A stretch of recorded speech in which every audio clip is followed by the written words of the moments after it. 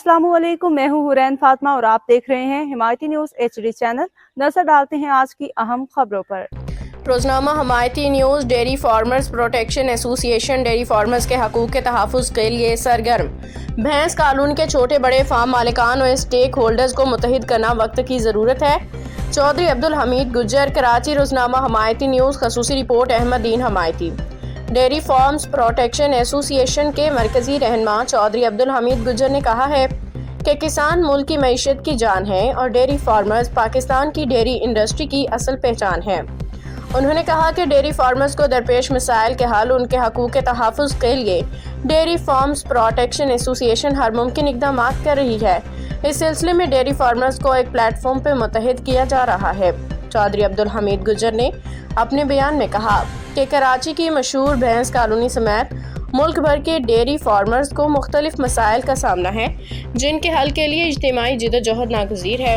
उन्होंने कहा कि dairy farmers protection association Bhains colony के तमाम छोटे और बड़े फार्म हाउस मालिकान, स्टेक होल्डर्स, डेयरी इंडस्ट्री से वाबस्ता अफराद को साथ लेके चलने के अज़म पे कायम है।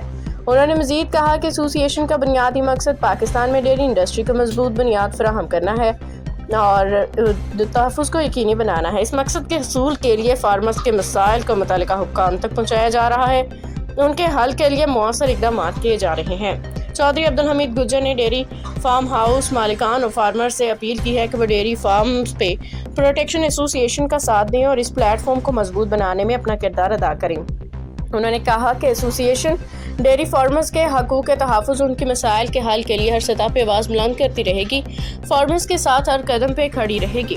उन्होंने इस अज़म का इजहार किया कि डेयरी इंडस्ट्री की तरक्की, दूध के पैदावार और इजाफे में फार्मर्स की फलाह बहबूद के लिए एसोसिएशन की जद्दोजहद जारी रहेगी, ताकि पाकिस्तान में डेयरी सेक्टर मज़ीद मजबूत और मुस्तहकम हो सके। मज़ीद अपडेट्स के लिए देखते रहें हिमायती न्यूज़ HD चैनल।